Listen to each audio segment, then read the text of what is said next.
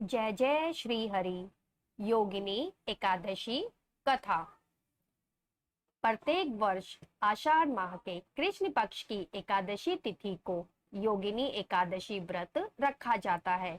योगिनी एकादशी पर भगवान विष्णु की पूजा करना शुभ फलदायी माना गया है।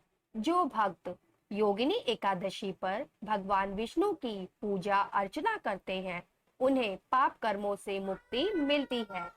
ये भी कहा जाता है कि योगिनी एकादशी व्रत करने वाले लोगों को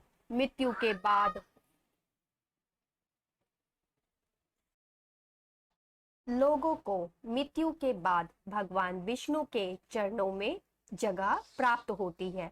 साथ ही आषाढ़ कृष्ण पक्ष की एकादशी के दिन योगिनी एकादशी व्रत कथा को सुनने से व्रत का वास्तविक फल प्राप्त होता है। तो आइए जानते हैं योगिनी एकादशी की व्रत कथा के बारे में। योगिनी एकादशी व्रत कथा। पौराणिक कथा के अनुसार स्वर्ग धाम की अलकापुरी नामक नगरी में कुबेर नाम का राजा रहता था। वह शिव भक्त था और प्रतिदिन भगवान शिव की पूजा किया करता था। हेम नाम का एक माली पूजा के लिए राजा के यहाँ फूल लाया करता था। हेम की विशालाक्षी नाम की सुंदर स्त्री थी। एक दिन वह मानसरोवर से पुष्प तो ले आया, लेकिन कामासक्त होने के कारण वह अपनी स्त्री से हास्य विनोद तथा रमण करने लगा। इधर राजा उसकी दोपहर तक राह देखता रहा। अंत में राजा कुबेर ने सेवकों को आज्ञा दी कि तुम लोग जाकर माली के न आने का कारण पता करो, क्योंकि वह अभी तक पुष्प लेकर नहीं आया।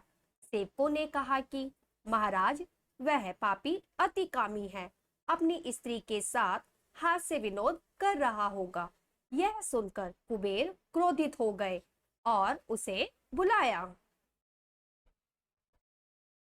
हे माली उपस्थित हुआ। राजा कुबेर ने क्रोध में आकर कहा, तूने मेरे परम पूजनीय ईश्वरों के ईश्वर श्री शिवजी महाराज का अनादर किया है, इसलिए मैं तुझे श्राप देता हूँ कि तू स्त्री का वियोग सहेगा और मृत्युलोक में जाकर कोढ़ी होगा। कुबेर के श्राप से हेम माली का स्वर्ग से पतन हो गया। वह उसी क्षण पृथ्वी पर गिर गया। भूतल पर आते ही उसके शरीर में श्वेत कोढ़ हो गया।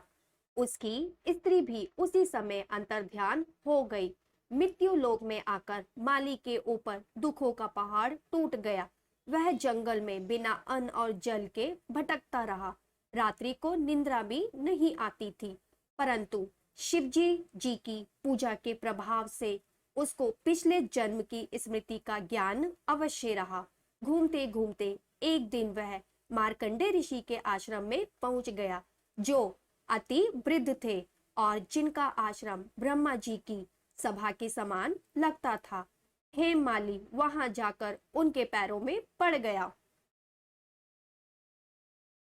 उसे देखकर मार्कंडे ऋषि बोले, तूने ऐसा कौन सा पाप किया है जिसके प्रभाव से ये हालत हो गई। हेम माली ने सारा वृतांत सुनाया।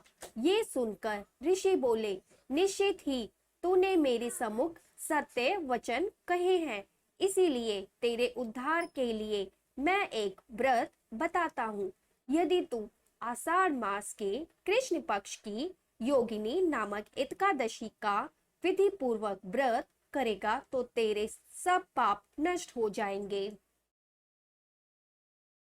ये सुनकर हेम माली ने अत्यंत प्रसन्न होकर मुनि को साष्टांग प्रणाम किया। मुनि ने उसे स्नेह के साथ उठाया। माली ने मुनि के कथा अनुसार विधि पूर्वक योगिनी एकादशी का व्रत किया। इस व्रत के प्रभाव से अपने पुराने स्वरूप में आकर वह अपनी स्त्री के साथ सुखपूर्वक रहने लगा। चैनल देखने और सुनने के लिए आप सभी को धन्यवाद करती हूँ। ईश्वर आपको स्वस्थ और समृद्ध रखे। आपका दिन शुभ हो, जीवन में अपार सफलता पाए। आप सभी ने मुझे धैर्य से सुना, आपका आभार व्यक्त करती हूँ। अंत में आप सभी को लाइक, सब्सक्राइब और लोगों के बीच में शेयर करने के लिए धन्यवाद करती हूँ। अगर आपको वीडियो पसंद आई तो लाइक और सब्सक्राइब करना ना भूलें। नमस्कार।